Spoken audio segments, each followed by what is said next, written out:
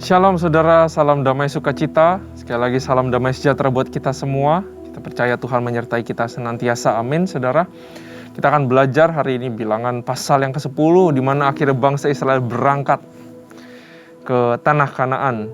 Akhirnya janji Tuhan mereka lihat, mereka dibawa kepada tanah Kanaan. Nah begitu pula dengan janji Tuhan kepada kita semua, amin saudara.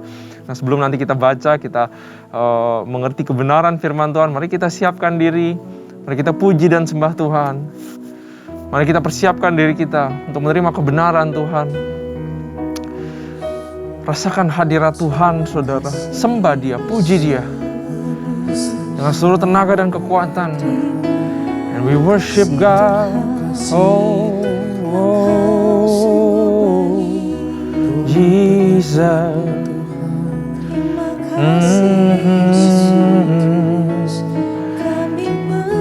Dialah yang perkasa, Dia pegang tangan kita. Jangan takut, Tuhan menolong kita. Ya Rada Bashir, Ya Rada Bashir. Thank you Jesus.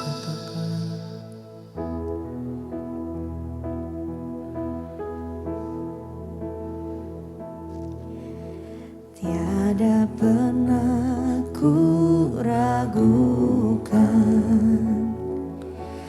kasih setiamu ya Tuhan.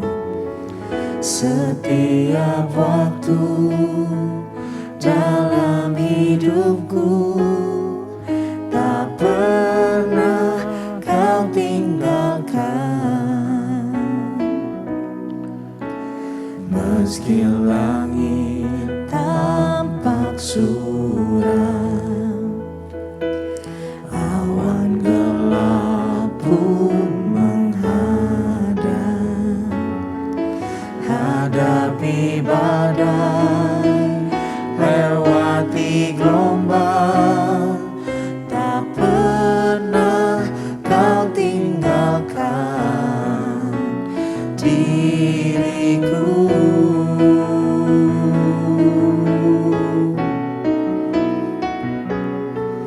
Walau 1000 lelah di sisiku, Kau tetaplah Allah penolongku. Walau 10.000 debat di kananku, takkan ku goyah, sebab Yesus sertaku. Amin.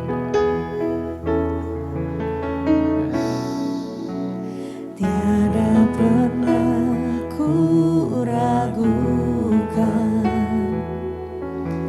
kasih setiamu ya Tuhan.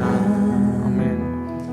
Setiap waktu dalam hidupku tak pernah Kau tinggalkan. Meski langit tampak suram,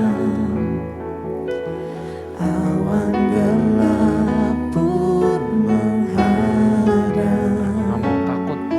hadapi badai, Yes. lewati gelombang, tak pernah Kau tinggalkan diriku.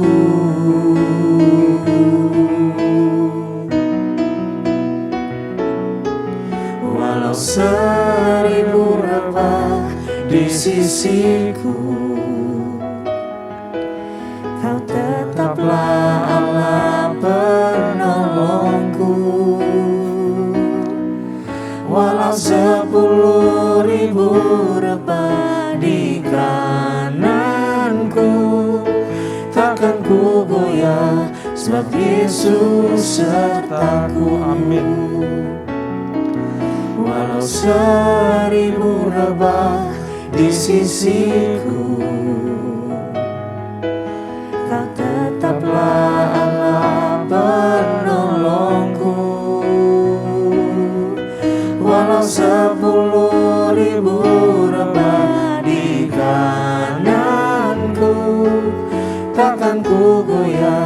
sebab Yesus sertaku.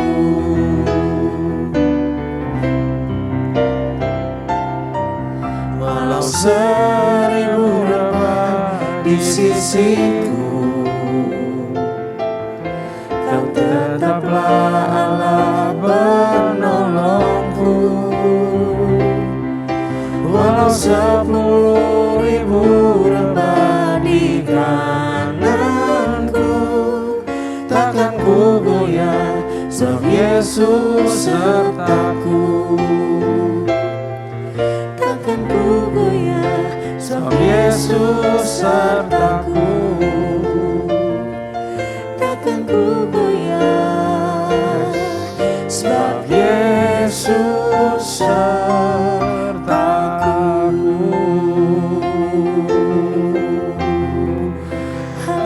Kami gak takut Tuhan, karena Kau beserta kami. Kami akan hadapi cobaan ini Tuhan. Kami akan kuat di dalam-Mu. Kami takkan goyah Bapa, karena Kau yang menopangku, karena Kau yang menolongku Tuhan. Kita bayar ada kata ya rada basi, kita bayar ala ya rada basi. Thank you Lord, sertai kami Tuhan, Allah kami Bapa.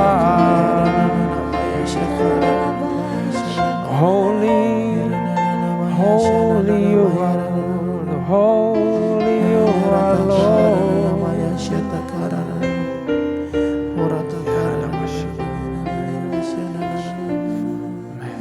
Ku tidak takut,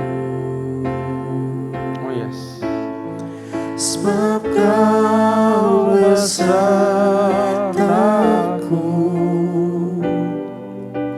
Ku tidak bimbang, sebab Engkau Allahku. Engkau meneguhkanku, bahkan menolongku. oh yes, Jesus. Kau batu karangku, Yesus Tuhan. Yesus memegangku dengan tangan kananmu. Yesus memberiku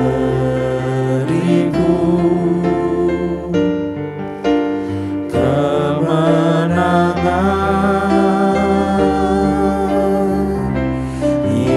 Yesus memegangku dengan tangan kananmu. Yesus memberiku kemenangan.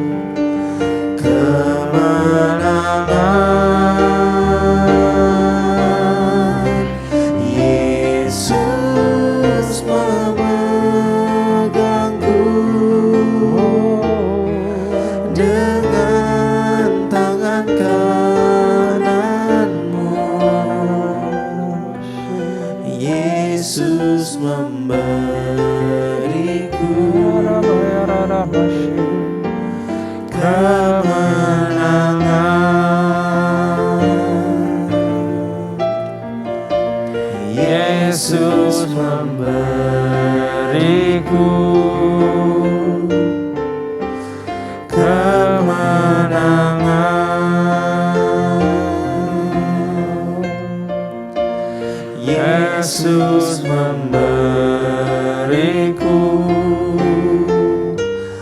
kemenangan.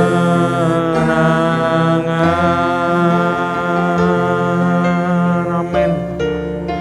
Amin Tuhan. Thank you Jesus. Bapa, terima kasih buat segala pertolongan, kemenangan yang telah Kau berikan kepada kehidupan kami. Kami aman dan kami bersyukur berada di dalam lindungan-Mu senantiasa Tuhan. Kami sebentar lagi mau baca Bilangan pasal 10, di mana akhirnya segala preparation sudah selesai. Dan awan itu bergerak dan bangsa Israel harus berjalan ke padang gurun yang selanjutnya, menghadapi banyak musuh, menghadapi banyak tantangan. Tapi kami percaya bahwa kemenangan sebenarnya sudah diberikan sejak dari awal. Begitu juga dengan kami semua Tuhan, bahwa kemenangan sudah diberikan saat Yesus mati di kayu salib. Berikan kami hikmat dan pengetahuan, urapi bibir lidah saya Tuhan, supaya bisa bagikan firman dengan baik, dan kami semua bisa mengerti dapat sesuatu. Makasih Tuhan. Thank you Jesus. Kami siap. Di dalam nama Tuhan Yesus. Haleluya. Amin. Shalom, puji Tuhan. Saudara, mari kita buka Bilangan pasal yang ke-10. Akhirnya umat Israel berangkat. Tapi mereka mungkin gak sadar kalau ini baru tahun kedua. Masih ada 38 tahun lagi. Kalau kami yang baca firman Tuhan, akhirnya kami mengerti kenapa kita harus lewatin imamat. Kenapa kita lewatin begitu banyak peraturan. Because all of that is preparation of what's coming. Tuhan yang tahu segala sesuatu. Ya. Nah, mari kita baca Bilangan 10. Semboyan Nafiri. Tuhan berfirman kepada Musa, buatlah 2 nafiri dari perak. Dari perak tempaan harus kau buat itu supaya dipergunakan untuk memanggil umat Israel untuk menyuruh laskar-laskarnya berangkat. Ini kayak radionya ya, saudara. Kapan harus pergi sebenarnya? Harus bagaimana berangkatnya? Apabila kedua nafiri itu ditiup, nah ini bahasa isyaratnya seperti ini. Segenap umat itu harus berkumpul kepadamu di depan pintu kemah pertemuan. Kalau 2 kali itu, saudara. Kalau kedua-duanya maksudnya. Tapi kalau cuma 1 nafiri aja, maka para pemimpin, para kepala pasukan Israel harus berkumpul kepadamu. Apabila kamu meniup tanda semboyan, maka haruslah berangkat laskar-laskar yang berkemah di sebelah timur. Apabila kamu meniup tanda semboyan kedua kalinya, maka haruslah berangkat laskar-laskar yang berkemah di sebelah selatan. Jadi timur dulu, terus selatan. Jadi tanda semboyan yang harus ditiup untuk menyuruh mereka berangkat, ayat 7. Tetapi untuk menyuruh jemaah itu berkumpul, kamu harus meniup saja tanpa memberi tanda semboyan. Nafiri-nafiri itu harus ditiup oleh anak-anak imam Harun. Itulah yang harus menjadi ketetapan untuk selama-lamanya bagimu, turun-temurun. Dan apabila kamu maju berperang di negerimu melawan musuh yang menyesakan kamu, kamu harus memberi tanda semboyan dengan nafiri supaya kamu diingat di hadapan Tuhan Allahmu dan diselamatkan juga daripada musuh-musuhmu. Juga pada hari kamu bersukaria, pada perayaan-perayaanmu dan pada bulan-bulan barumu, haruslah kamu meniup nafiri itu pada waktu mempersembahkan korban-korban bakaranmu dan korban-korban keselamatanmu. Maksudnya supaya kamu diingat di hadapan Allahmu, akulah Tuhan Allahmu. Nah saudara, nafiri ini bunyinya itu kayak bunyi trompet. Sama persis waktu bangsa Israel nungguin Musa di Gunung Sinai itu kan ada awan gelap, ada petir, ada flashes, ada kilat saudara, dan ada bunyi trompet yang sangat besar sekali menandakan bahwa Tuhan itu sedang berperkara atau Tuhan sedang berbicara. Di Keluaran 20 ayat 18 tertulis begini, saudara, kalau mundur sedikit ya ke Keluaran. Seluruh bangsa itu menyaksikan guru mengguntur, kilat sabung menyambung. Sangkakala berbunyi dan gunung berasap, maka bangsa itu takut dan gemetar dan mereka berdiri jauh-jauh. Mereka berkata kepada Musa, engkaulah berbicara dengan kami dan kami akan mendengarkan, tetapi janganlah Allah berbicara dengan kami, nanti kami mati. This is the sound of trumpet yang para pakar teologi menyimpulkan bahwa ini very similar to get a nation's attention to God. Sebelum berangkat mereka harus pay attention dulu ke Tuhan. Makanya di sini di ayat 9 tadi ditulis, kalau mau melawan musuh harus membunyikan ini supaya kamu diingat di hadapan Tuhan. Sebenarnya bukan supaya diingat di hadapan, supaya kita nginget Tuhan. Oh, ada Tuhan. Dan kita diselamatkan dari musuh-musuh kita.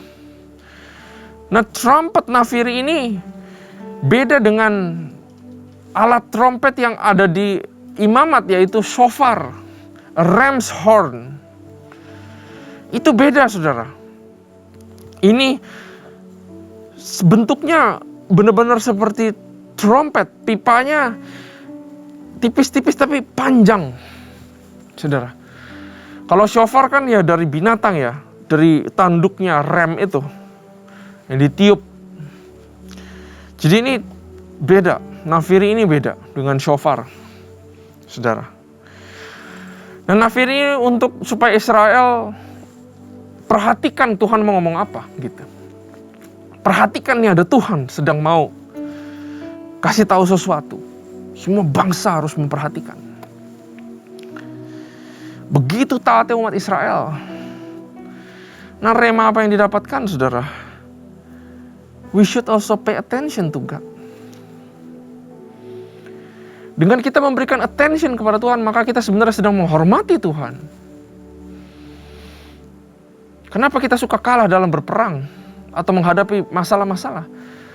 Karena kita pay attention kepada masalah. When you pay attention to something, kamu sudah memberikan sebuah penyembahan, sebuah hormat kepada Dia. Makanya kamu tunduk sama masalah. Karena kamu pikirinnya masalah terus. Ini mengingatkan kita bahwa at the sound of the trumpet, dalam segala keadaan, apalagi waktu kita menghadapi permasalahan. Ya, karena itu di sini dikasih hint, disebut musuh. Pay attention to God, maka kamu akan menang. Gak cuma dalam pencobaan, tapi we should pay attention to God.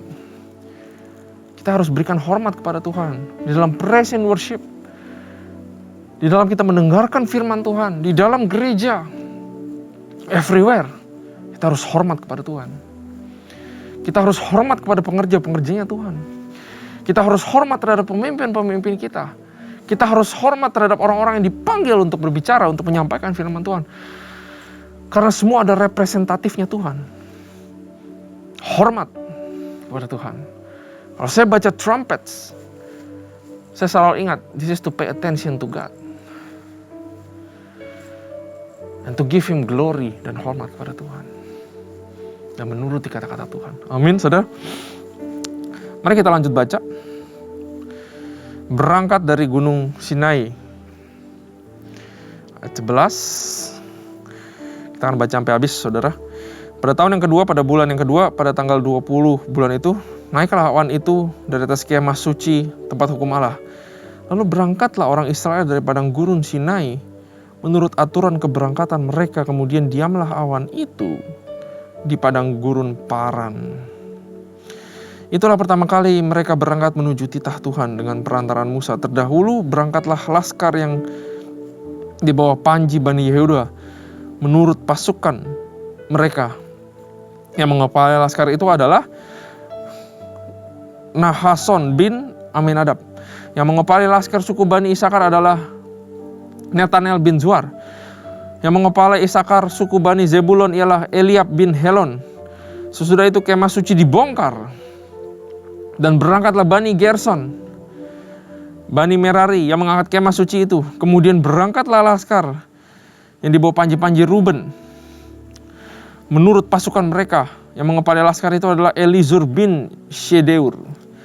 Yang mengepalai laskar suku Bani Simeon ialah Selumiel bin Zuri Shaddai. Yang mengepalai laskar suku Bani Gad ialah El Yasaf bin Rehuel. Sesudah itu berangkatlah orang Kehat yang mengangkat barang-barang tempat kudus. Kemah suci sudah dipasang sebelum mereka datang. Kemudian berangkatlah laskar yang dibawa panji-panji Bani Efraim menurut pasukan mereka. Yang mengepalai laskar itu ialah Elisama bin Amihud. Yang mengepalai laskar suku Bani Manasye ialah Gamaliel bin Pedazur. Yang mengepalai laskar suku Bani Benjamin ialah Abidan bin Gideoni. Ya, Benjamin, saudara ingat ya, suku Benjamin, di mana di situ dipilih suku yang mungkin paling minor, tapi disitulah suku yang sangat luar biasa sekali, saudara. Suku-suku Benjamin, slingers, archer, artillery, dan mereka semua pakai tangan kiri, saudara. Sangat menarik sekali suku Benjamin. Sebagai barisan penutup semua laskar itu berangkatlah laskar yang dibawa panji-panji Bani dan menurut pasukan mereka. Yang mengepalai laskar itu adalah Ahiezer bin Amishadai. Yang mengepalai laskar suku Bani Asher ialah Pagiel bin Okran. Yang mengepalai laskar suku Bani Naftali ialah Ahira bin Enan. Itulah aturan keberangkatan orang Israel menurut pasukan mereka ketika mereka berangkat. Nah, saudara, tadi saya sebutkan sedikit tentang suku Benjamin, saudara. Saya encourage untuk saudara belajar tentang suku-suku ini, karena suku-suku ini mempunyai keunikannya masing-masing, saudara. Tapi hari ini kita nggak akan ke sana, ya. Ayat 29, lalu berkatalah Musa kepada Hobab, anak Rehuel, orang Midian, mertua daripada Musa. Jadi Hobab ini brother-in-law-nya Musa. Ya, dia bilang begini, kami berangkat ke tempat yang dimaksud Tuhan ketika ia berfirman, aku akan memberikannya kepadamu sebab itu ikutlah bersama-sama dengan kami, maka kami akan berbuat baik kepadamu sebab Tuhan telah menjanjikan yang baik tentang Israel. Tetapi jawabnya kepada Musa, aku tidak ikut, melainkan aku hendak pergi ke negeriku dan kepada sanak saudaraku.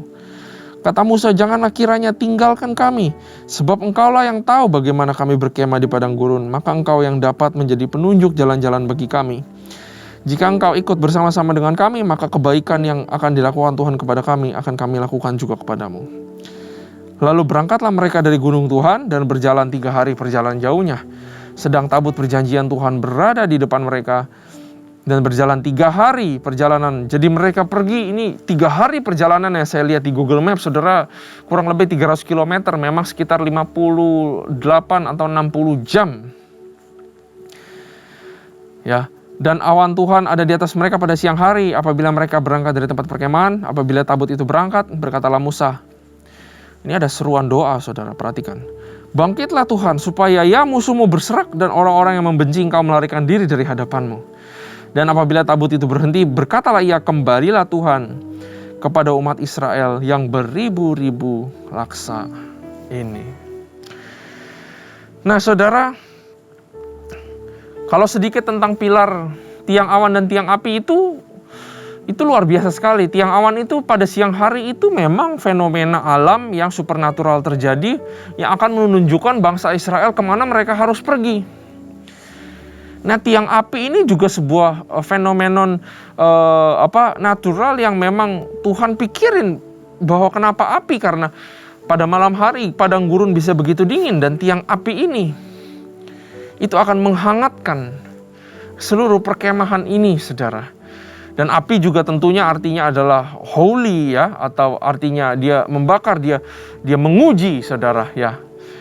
Nah, jadi tiang awan dan tiang api ini benar-benar sebuah peristiwa alam yang sungguh nyata, bukan cuman oh iya itu mungkin cuma simbol atau apa. Enggak ya, saudara, gitu. Nah, akhirnya umat Israel berangkat. Nah, sampai sini dulu, saudara. Kalau saudara perhatikan, dari awal Tuhan memilih Musa, dia bilang, aku akan membawa bangsaku kepada satu negeri. Dan begitu banyak, saudara, hal yang terjadi dari Musa ketemu Firaun sampai detik ini. Ini non-stop kejadian. 1 tahun itu bukan 1 tahun main-main. Tapi kita lihat bahwa Tuhan akhirnya menggerakkan awannya ini. Janjinya selalu ditepati. Dan tidak pernah terlambat, saudara. Berangkat. Satu kata. Yang saya terpaku sama kata berangkat dari Gunung Sinai ini. Berangkat yang artinya adalah Tuhan menepati janjinya. Lewat sini saudara, saya mau bilang bahwa apabila kita adalah ahli waris daripada Abraham, daripada Yesus, janji-janjinya kita percaya, maka janjinya itu sedang berangkat, saudara, menuju kepada penggenapan yang dalam kehidupan kita. Jangan kita lepaskan janji daripada Tuhan, karena Tuhan adalah Tuhan yang berjanji dan Dia tidak berubah. Amin, saudara. Nah, bangsa Israel 1 tahun sebelum di-prepare. Mereka diperintahkan, mereka di-organize. Ya. Mereka ditahirkan, mereka di-purify. Mereka di-set apart, mereka diberkati. Ada kemah suci dibentuk, semua perkakas dibikin. It's all preparation. Ada yang jadi priest, ada yang jadi imam, ada yang jadi orang Lewi yang membantu Harun dan anak-anaknya. Mereka di set apart semua, dipersiapkan. Karena umat Israel harus berangkat menuju ketidakpastian dan beratnya padang gurun tersebut, dan belum lagi banyak binatang buas dan banyak bangsa-bangsa yang akan menyerang bangsa Israel, dan bangsa Israel juga harus melawan bangsa-bangsa, bahkan melawan raksasa-raksasa sebelum sampai ke tanah Kanaan. But they are prepared sama Tuhan. Saudara, berangkat ini juga memberikan kita pengertian bahwa ada setiap orang Tuhan sediakan tanah perjanjiannya. Amin. Ada tanah perjanjian yang menunggu saudara dan saya. Dan for this to happen, you will be prepared and I will be prepared. Lewat apa yang namanya proses. Mungkin kita terlihat berdiam aja, diem aja di tempat nggak ngapa-ngapain. Tapi saya percaya segala sesuatu yang kita alami, segala proses yang kita lewati, nggak akan sia-sia. Itu semua exactly yang Tuhan berikan kepada kita untuk kita mencapai tanah perjanjian kita. Karena itu jangan lepasin janji ini. Berangkat, kata berangkat artinya janji ini jangan dilepasin dari tangan kita. Amin, saudara. Dan di sini tertulis umat Israel mentaati semua SOP-nya, mentaati semua cara-caranya. Tuhan sedang bilang bahwa untuk mencapai tanah kataan, kamu harus taat. Obedience is an ingredient if you want to taste the sweetness of Canaan. Ketaatan adalah salah satu raw ingredients, bahan kalau saudara mau mencicipi manisnya tanah perjanjian Tuhan. Gak bisa enggak. Ya. Jadi yang tadi pertama ada preparation, yang kedua ada ketaatan. Yang ketiga, saudara, Musa dia pergi kepada orang namanya Hobab, dia punya kakak ipar. Dan dia bilang, ikut. Saya tahu ada tiang awan, ada tiang api, kita jalanannya tahu kemana. Tapi begitu kita berhenti di satu tempat, kamu yang tahu padang gurun ini di mana ada binatang apa, di mana ada apa, kamu yang tahu semuanya. Karena itu tolong bantuin kami untuk menuju tanah Kanaan. Belajar dari Musa. Kita nggak bisa sendiri, saudara. Kita butuh orang yang bantu kita. Jangan sombong. Jangan pikir kita bisa semuanya. Tapi kita butuh orang di kiri kanan untuk bantu kita, saudara. Kita butuh komunitas. Kita butuh keluarga kita. Kita butuh teman-teman kita. Kita butuh saudara-saudara seiman. Untuk tunjukkan kita mereka ada yang lebih hebat dari kita pasti. Untuk kita berhasil memulai perjalanan. Saya percaya berangkat ini juga menandakan bahwa you need to start strong so that you can finish strong. Karena itu kita perlu bantuan dari orang-orang, saudara. Ya, hiduplah dalam komunitas yang benar. Hiduplah di dalam kumpulan yang benar. Bukan di kumpulan pencemooh, bukan di kumpulan orang-orang berdosa, tapi di kumpulan orang-orang yang cinta Tuhan. Di kumpulan orang-orang benar. Karena dari situlah Tuhan akan pakai orang-orang untuk menolong kamu. Ya. Yang pertama tadi preparation, yang kedua ketaatan, yang ketiga pertolongan, ya, kita butuh pertolongan. Amin, Saudara. Dan yang keempat, Saudara, yang terakhir ini adalah waktu Musa bilang pas berangkat, bangkitlah Tuhan supaya musuhmu berserak dan orang-orang yang membenci engkau melarikan diri dari hadapanmu. Tertulis di sini. Di mana setiap kali berangkat, Musa berseru berdoa kepada Tuhan dengan suara yang nyaring. Ini adalah lambang daripada doa. Saudara. Dalam setiap kali kita berangkat menuju tanah Kanaan, menjalani journey kita butuh senantiasa prayer, berdoa di hadapan Tuhan. Pemimpin tahu ini. Without prayer, gak ada yang bisa di-achieve. Without prayer, gak ada breakthrough. Without prayer, kita gak bisa kalahkan giants, kesusahan, problem-problem yang ada. Amin, Saudara. Kita belajar banyak dari sini. Dengan kata berangkat ini adalah janji. Tuhan selalu pegang janji. Ya, Saudara, kita jangan lepaskan janji. Dan kita dipersiapkan, Saudara. Kita di-prepare lewat proses. Kita harus belajar yang namanya taat. Kita harus seek help. Kita harus hidup dalam komunitas. Jangan malu kalau ditolong. Dan yang terakhir, kita harus senantiasa berdoa. Very wonderful. Mari kita berdoa. Tuhan, terima kasih buat firman-Mu yang luar biasa. Kami belajar banyak. Satu hal, kami teguhkan iman kami. Bahwa tanah Kanaan, tanah perjanjian, breakthrough itu ada dalam kehidupan kami. Dan ada saatnya Kau akan panggil kami untuk berangkat. Ada saatnya kami akan masuk. Dan kami bersyukur kami di-prepare. Proses apapun yang kami hadapi sekarang, kesusahan yang kami hadapi sekarang, pengorbanan yang kami lakukan sekarang, kami percaya tidak akan sia-sia. Karena tanah Kanaan, perjanjian itu, breakthrough itu, apa yang kami impikan dalam hati kami, itu sungguh ada dan janji-Mu sungguh nyata. Terima kasih Tuhan, terima kasih Bapa. Kami belajar banyak, kami bersyukur punya Allah seperti-Mu. Hanya di dalam nama Tuhan Yesus Kristus. Haleluya. Amin. Tuhan Yesus berkati.